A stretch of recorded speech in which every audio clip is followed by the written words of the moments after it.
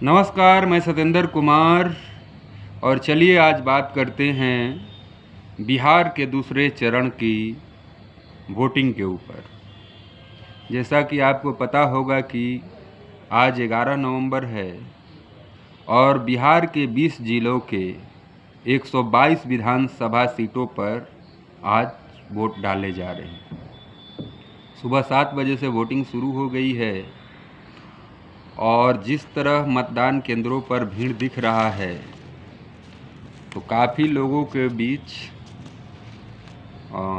Voting के प्रति जागरूकता आई है, ये माना जा रहा है।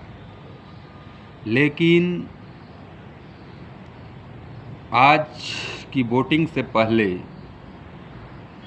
यानी कि कल तेजस्वी यादव जो इंडिया गठबंधन के मुख्यमंत्री के चेहरे हैं, उन्होंने प्रेस कॉन्फ्रेंस किया और चुनाव आयोग पर कई सवाल दागे, जिसका चुनाव आयोग ने जवाब नहीं दिया है। उससे पहले आपने देखा होगा कि बिहार के वोटिंग से ठीक पहले 5 नवंबर को इंडिया गठबंधन के सबसे बड़े घटक दल के नेता और यूं कहें तो नेता प्रतिपक्ष राहुल गांधी जी ने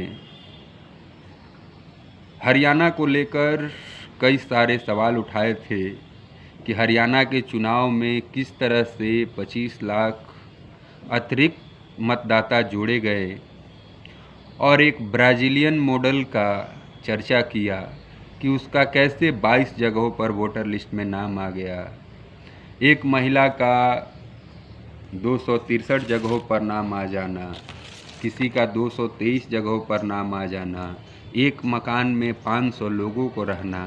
तो कई तरह के सवाल उठाए, लेकिन उस पर अभी तक चुनाव आयोग ने कोई जवाब नहीं दिया, जिसका मुद्दा दूसरे चरण के तमाम अपने रैलियों में श्री अखिलेश यादव समेत जो भी इंडिया गठबंधन के नेता हैं, राहुल गांधी जी, उनके राज्यसभा के सांसद इमरान प्रतापगढ़ी, उधर समाजवादी पार्टी के मुखिया अखिलेश यादव, उनके सांसद अफजाल अंसारी, इकरा हसन चौधरी, तमाम तरह के लोगों ने वोट चोरी के ऊपर भी बिहार चुनाव में सभाएं की और सभाओं में इस मुद्दे को उठाया और बिहार के जनता से अपील किया कि आप अपने वोट की रक्षा स्वयं करें। वोट देना भी ज़रूरी है और वोट की रक्षा करना भी ज़रूरी है। लेकिन जो कल तेजस्वी यादव ने जो चुनाव आयोग पर कई अहम सवाल दागे, तो क्या चुनाव आयोग को इन पर कोई प्रेस कॉन्फ्रेंस करके जानकारी नहीं देनी चाहिए? तेजस्वी यादव कह रहे हैं कि जिस तरह से समस्तीपुर के सरायगंज विधानसभा क्षेत्र में केसीआर कॉलेज के पास वीवीपैट की पर्चियां मिल रही हैं, कहीं सीसीटीवी कैमरे स्ट्रॉन्ग रूम के बंद हैं, अमित शाह किन अधिकारियों से मिल रहे हैं होटल में, यहाँ पर डेरे डाले हुए हैं, देश के गृह मंत्री हैं और बिहार में डेरे डाले हुए हैं। हालांकि वो कल दिल्ली पहुंच गए और जैसा कि आपने न्यूज़ चैनलों में देखा ही होगा कि बहुत दुखद घटना दिल्ली में लाल किला के पास एक धमाका होता है जिसमें 9 लोगों की मौत हो जाती है और अभी तक 20 लोग हॉस्पिटल में भर्ती हैं। तो इस दुखद स्थिति में यही प्रेयर होगा भगवान से कि उनकी आत्मा को शांति दे। लेकिन हम आज बात कर रहे हैं बिहार के चुनाव पर। तो ये तमाम तरह के तेजस्वी यादव सवाल उठा रहे हैं कि जो ऑब्जर्वर हैं वो सिर्फ बीजेपी शासित राज्यों से क्यों बुलाए गए हैं, जो कंपनियां हैं पुलिस की वो सिर्फ बीजेपी शासित राज्यों से करीब करीब 70% जो फोर्स बल आए हैं। और भी पास में राज्य हैं, चाहे वो बंगाल हो, झारखंड हो, चाहे कांग्रेस राज्य जो शासित प्रदेश हैं, वहाँ से क्यों नहीं मंगाए गए हैं। आगे वो यह भी एक महत्वपूर्ण सवाल उठा रहे हैं चुनाव आयोग से कि 6 तारीख को वोटिंग होती है और 10 तारीख तक चुनाव आयोग ये नहीं बता रहा है कि कितने प्रतिशत महिलाओं ने वोट डाले हैं, किस उम्र के कितने लोगों ने वोट डाले हैं। तो ये कहीं ना कहीं चुनाव आयोग पर सवाल उठा रहा है, क्योंकि चुनाव आयोग जो है वो कोई इस पर स्पष्ट जानकारी नहीं दे रहा है। लेकिन यह भी कह रहे हैं कि जब पहले इतना टेक्नोलॉजी नहीं था, तब शाम तक या एक दिन बाद तक सारे आंकड़े आ जाते थे। तो इस चुनाव में चुनाव आयोग ये आंकड़े क्यों नहीं सार्वजनिक कर रहा है। दूसरी तरफ जो दो वोट कर रहे हैं, जितने भी बीजेपी के नेता आपने देखा होगा कि वो दिल्ली में भी वोट कर रहे हैं और बिहार में भी आके वोट कर रहे हैं। तो ये कैसे हो सकता है? तो SIR करने का क्या मतलब रहा? यह भी सवाल उठाया जा रहा है कि जो हरियाणा से आपने देखा होगा कि स्पेशल ट्रेनें चल रही हैं और जिसमें हरियाणा से लोगों को बीजेपी के नेताओं के द्वारा टिकट आने जाने का कटा कर भेजा जा रहा है, और रेलवे मंत्रालय जो है वो स्पेशल ट्रेनें चला रहा है, जबकि फेस्टिवल सीजन ख़त्म हो गए हैं। इस पर राज्यसभा सांसद और वरिष्ठ वकील कपिल सिब्बल भी सवाल उठा रहे हैं। तो ये तमाम तरह की चीज़ों पर चुनाव आयोग कोई जवाब नहीं दे रहा है। ये नियम है कि कोई भी व्यक्ति किसी भी मतदाता को चुनाव केंद्रों तक यानी वोटिंग सेंटर पर किसी भी व्यक्ति को वो अपने गाड़ी से नहीं लेकर जा सकता है। और यहाँ बात हो रही है ट्रेन बुक करके, जिसमें रेलवे मंत्रालय भी सीधा सीधा शामिल है, और इस तरह के लोगों को लाकर वोट दिलवाया जा रहा है। इस पर आपने कहीं चुनाव आयोग का स्पष्ट जवाब नहीं देखा। दूसरी तरफ ये भी सवाल उठाए जा रहे हैं कि आज जो मतदान हो रहे हैं उसको प्रभावित करने की और उसे डिस्टर्ब करने की किस तरह की अधिकारियों की कार्यशैली रहने वाली है, इस पर भी कल तेजस्वी यादव ने सवाल उठाए। लेकिन इन सारी घटनाओं पर शाम 6 या 7 बजे ही पूरी जानकारी मिलेगी कि किस तरह ये 2025 का विधानसभा चुनाव का दूसरा चरण, खास करके सीमांचल में, जहां पर 4 जो ज़िले हैं, अररिया हैं, किशनगंज हैं, कटिहार हैं, पूर्णिया हैं, यहाँ पर कुल 24 सीटें हैं। 2020 के विधानसभा चुनाव में 12 सीटें जो थी वो NDA गठबंधन के पास थी, जिसमें 8 जो थी वो बीजेपी के पास थी और 4 जो थी वो जदयू के पास थी। जबकि इंडिया गठबंधन के पास 6 कांग्रेस के पास और 1 RJD के पास और 5 जो है AIMIM के पास सीटें थी। क्या AIMIM इस बार अपना पुराना ट्रैक रिकॉर्ड दोहरा सकती है? तो कई तरह के सवाल आज लोगों के बीच में हैं। लेकिन जिस तरह से मतदान केंद्रों पर लोगों की भीड़ दिख रही है, तो इससे लगता है कि कहीं ना कहीं बदलाव का माहौल बिहार में चल रहा है, खास करके सीमांचल के जिलों में। तो ये तो रही जो राजनीतिक जो सवाल हैं, लेकिन जो मेन सवाल है जो जनता को लेकर कि जनता इस बार किस मुद्दों पर वोट डाल रही है और ये दूसरा जो चरण है वो कितना महत्वपूर्ण होने वाला है। आपने तमाम वीडियो में देख रहे होंगे कि किस तरह से SIR के बाद कितने लोगों के वोट कटे हैं। 2024 के लोकसभा चुनाव में बिहार में कुल मतदाता 7 करोड़ 89 लाख थे, जिन्हें SIR के दौरान 65 लाख लोगों के वोट काट दिए गए। उसके बाद 3 लाख लोगों के और वोट काट दिए गए। जब फाइनल ड्राफ्ट तैयार हुआ तो कुल मिलाकर 68,66,000 वोट काटे गए।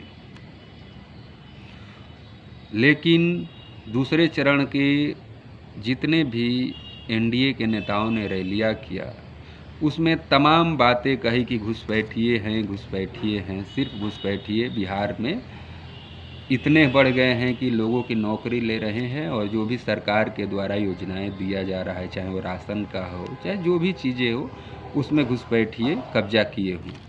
लेकिन चुनाव आयोग ने कोई स्पष्ट जानकारी नहीं दिया कि कितने घुसपैठिए मिले। तो फिर ये घुसपैठियों पर वोट एनडीए के तमाम नेता मांग रहे हैं, और दूसरी तरफ तेजस्वी यादव पढ़ाई, दवाई, कमाई, सिंचाई, सुनवाई और कार्रवाई वाली सरकार की बात कर रहे हैं। एक एक दिन में तेजस्वी यादव ने 18, 19, 16 तक रैलियां किया। कुल मिलाकर 150 से अधिक रैलियां तेजस्वी यादव ने अकेले किया, जबकि बीजेपी के तमाम मंत्री, मुख्यमंत्री और प्रधानमंत्री, गृह मंत्री समेत 30-30 हेलीकॉप्टरों से बिहार के चुनाव में प्रचार प्रसार किया गया। यही नहीं, आपने देखा होगा कि चुनाव से ठीक पहले बिहार में 30,000 करोड़ की योजनाओं का घोषणा हुआ, जिसमें 1.5 लाख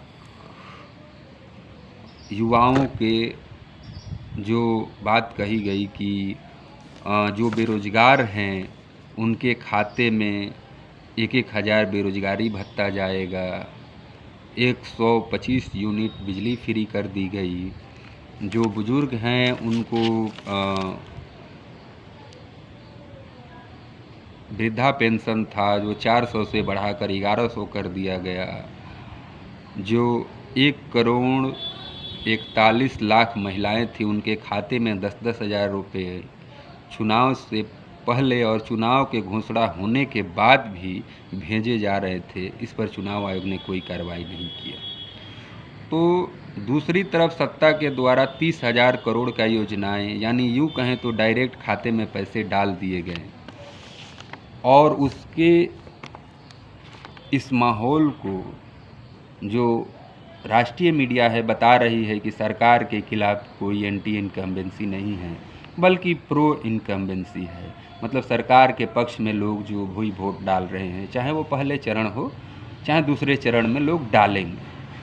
तो क्या 30,000 करोड़ रुपया डायरेक्ट बांट दिया गया, और 30-30 हेलीकॉप्टर का मुकाबला तेजस्वी यादव किस तरह से कर रहे हैं, पूरे चुनाव में आप उनके रैलियों से देख रहे होंगे। लेकिन आपने किसी भी राष्ट्रीय मीडिया पर यह चर्चा नहीं देखा होगा कि तेजस्वी यादव के रैलियों में इतनी भीड़ क्यों आ रही है। तेजस्वी यादव के पक्ष में जो प्रथम चरण का वोट हुआ है या दूसरे चरण का वोट होगा, तो इस तरह की बातें नहीं कही जा रही है, क्योंकि उन्हें भी डर है कि जिस तरह से अधिकारियों को अमित शाह धमका रहे हैं, जो आरोप तेजस्वी यादव लगा रहे हैं, उसी तरह से चैनलों को भी कहा जा रहा है कि आप एनडीए के पक्ष में माहौल बनाकर। पूरे चुनाव में आपने देखा होगा कि चाहे ओवैसी हो, चाहे एक और नई पार्टी जन स्वराज हो, किस तरह से उनके चर्चे चल रहे हैं, किस तरह से जन स्वराज पार्टी के तमाम टीवी चैनलों, डिबेटों में आपने देखा होगा कि जो प्रवक्ता लाए जा रहे हैं और उन पर चर्चा हो रहा है। लेकिन आपने देखा कभी पूरे चुनाव में कि बिहार में एक कम्युनिस्टों की पार्टी है, जिसके मौजूदा समय में भी 12 जो हैं वो विधायक हैं और 2 सांसद हैं, उसके चर्चा पूरे बिहार भर में आपने कहीं नहीं देखा। उनके प्रचार प्रसार की प्रक्रिया क्या है आपने जाना? उनके पास इतने पैसे नहीं हैं जितने पैसे वो बीजेपी के पास हो, चाहे राष्ट्रीय पार्टी के पास हो। आज भी उसके 10 ऐसे विधायक हैं जो 6 लाख से भी कम में अपना चुनाव का प्रचार कर लेते हैं, और यहाँ पर लाखों करोड़ जहाँ खर्च होता है। तो ज़मीनी हकीकत क्या है, उससे किसी भी राष्ट्रीय मीडिया को लेना देना नहीं है। न ही जो सोशल मीडिया पर 2-4 लोगों की छोड़ दे तो कोई किसान, मजदूर और बेरोजगार की बात करने वाला नहीं है। सिर्फ क्या रैलियां और क्या जनसभाएं बिहार के 2025 विधानसभा में रही, इस पर ये नहीं बताया गया कि पूरे चुनाव प्रक्रिया में प्रधानमंत्री नरेंद्र मोदी ने जितने सभाएं की, जंगल राज का डर दिखाया पहले चरण में, दूसरे चरण में वो कट्टा और छर्रा की बात करने लगे कि 6 गोली छाती में मारने की वो गाना गा रहे थे। वो भी गाना किसका गा रहे हैं? क्या कोई यादव समाज का लड़का अगर गाना गा दिया तो उसका जिम्मेदार तेजस्वी यादव हो जाएंगे या आरजेडी पार्टी हो जाएगी? उस गाने का आप देखेंगे तो बिहार में वो चाहे पवन सिंह हो, बीजेपी के नेता हैं, उन्होंने भी प्रचार किया है। और यहाँ पर जाति को लेकर गाने गाने का बहुत ट्रेंड है। तो ये एक सिर्फ मनोरंजन के लिए हर जाति में वही गाना गाया जाता है, लेकिन उसमें नाम बदल दिया जाता है। और उस गाने को देश के प्रधानमंत्री कह रहे हैं कि इस पर हमको वोट दीजिए। वो गुजरात में जाते हैं तो कंपनियों की इन्वेस्टमेंट की बात करते हैं, और बिहार में आते हैं तो कट्टा दुनाली की बात कर रहे हैं, अरवा के जगह पर उसीना चावल देने की बात कर रहे हैं। अरे बिहार के लोगों को रोजी रोजगार के मुद्दे पर आप वोट नहीं मांग रहे हैं, और टोटल जो मीडिया है वो माहौल बना रही है कि देखिए प्रधानमंत्री का कितना जलवा है बिहार। अभी तक नीतीश कुमार को मुख्यमंत्री का चेहरा घोषित नहीं किया गया, और मुख्यमंत्री नीतीश कुमार के जितने भी कार्यकर्ता हैं वो कहीं ना कहीं बीजेपी के जितने भी कैंडिडेट हैं उनको वोट डालने से परहेज कर रहे हैं। बिहार के वरिष्ठ पत्रकार जो कन्हैया भिलारी हैं, उनको आपने देखा होगा, सुना होगा, तो और कई और भी पत्रकार हैं, उनके द्वारा यह कहा जा रहा है कि बिहार में जो ज़मीनी स्तर पर नारा चल रहा है कि लालटेन ही तीर है और तीर ही लालटेन है, इसकी क्या सच्चाई है ये तो 14 तारीख को गिनती के बाद नज़र आएंगे। लेकिन जिस तरह से चुनाव आयोग की भूमिका है उस पर कई सवाल उठे रहे हैं, और इस पे बीजेपी द्वारा कहा जा रहा है कि आरजेडी हार के लिए डर गई है, इसीलिए इस तरह के मुद्दे उठाए रही है। आपको एक महत्वपूर्ण जानकारी दे दें कि 2020 के चुनाव में जब काउंटिंग हो रहा था तो एनडीए और इंडिया गठबंधन के वोटों में मात्र 12,000 वोटों के अंतर थे। लेकिन आपने देखा होगा पिछले चुनाव में, नहीं देखा होगा तो जाकर सोशल मीडिया के 2020 के विधानसभा चुनाव के वीडियो सब देखें तो आपको पता चलेगा कि 6 बजे तक काउंटिंग होता है और उसके बाद काउंटिंग रोक दी जाती है, और रात को 2 बजे फिर काउंटिंग शुरू होती है। और किस तरह से किसी को 50 वोटों से, किसी को 100 वोटों से, किसी को 250 वोटों से हराया जाता है। चुनाव में काउंटिंग का प्रक्रिया पूरे देश भर में है कि पहले बैलेट पेपर गिने जाते हैं और बाद में ईवीएम गिना जाता है, लेकिन वो बिहार का एकलौता चुनाव था जिसमें पहले ईवीएम से गिना गया और लास्ट में बैलेट पेपर गिना गया, जिसमें कितने बैलेट पेपर रिजेक्ट कर करके जो सत्ता पक्ष के लोगों को जिताने का काम किया गया। लेकिन एक जो चुनाव आयोग की जो ऊपर सवाल उठ रहे हैं उसमें संदेह ऐसे ही नहीं हुआ है। आपने पिछले 2-4 सालों में देखा होगा कि किस तरह से भारतीय जनता पार्टी ने जो मुख्य चुनाव आयुक्त और उसके साथ 2 और आयुक्तों की नियुक्ति होती है, उस कमेटी में सुप्रीम कोर्ट के मुख्य न्यायाधीश होते थे, जिसको बीजेपी ने हटाकर उस कमेटी में एक प्रधानमंत्री, एक कैबिनेट मंत्री भाजपा का और एक नेता प्रतिपक्ष, 3 लोगों की कमेटी है। तो जिसमें 3 लोगों की कमेटी है तो 2 लोगों का बहुमत तो इसी तरह हो जाता है और दोनों लोग सरकार के हैं। तो इस तरह से ज्ञानेश कुमार गुप्ता को चुना जाता है, और ज्ञानेश कुमार गुप्ता जो हैं वो सहकारिता मंत्री अमित शाह के वो सेक्रेटरी रह चुके हैं। दूसरी बात यह उठ रहा है कि चुनाव आयोग 45 दिनों के बाद सीसीटीवी की फुटेज नहीं देगा, वो डिलीट कर देगा। यह भी इसी सरकार के द्वारा नियमों में बदलाव किए गए हैं। दूसरी बात कि एक और कानून बना दिया गया है कि आप चुनाव आयुक्तों के खिलाफ आप कोई भी एफआईआर दर्ज नहीं करा सकते हैं, ना ही नौकरी के दौरान, ना ही रिटायरमेंट के दौरान। तो इतनी तरह की अगर आप चुनाव आयोग को छूट देंगे तो सवाल तो उठना लाजमी है। लेकिन फिर भी देखिए कि 14 तारीख को कैसे परिणाम आते हैं और तेजस्वी यादव सरकार बनने के बाद क्या बिहार में बेहतर परिवर्तन करेंगे। जो भी घोषणाएं कर रहे हैं, चाहे वो बेरोजगारों को हर घर नौकरी देने की बात कर रहे हैं, चाहे जितने भी जो कॉन्ट्रैक्ट की नौकरियां हैं सबको परमानेंट करने की बात कह रहे हैं, चाहे वो सीएम दीदी को 30,000 रुपये देने की और रेगुलर करने की बात कर रहे हैं, 14 जनवरी को 30,000 हर महिला के खाते में देने की बात कर रहे हैं, गैस सिलेंडर 500 रुपये की देने की बात कर रहे हैं, 65% आरक्षण लागू करने की बात कर रहे हैं। तो ये तमाम तरह की बातें अगर तेजस्वी यादव जीतते हैं तो क्या लागू करते हैं, या फिर एनडीए की सरकार बनती है तो इधर मुख्यमंत्री कौन होगा, इन तमाम सवालों पर 14 नवंबर को ही विराम लगेगा। आज इतना ही। नमस्कार, जय हिंद।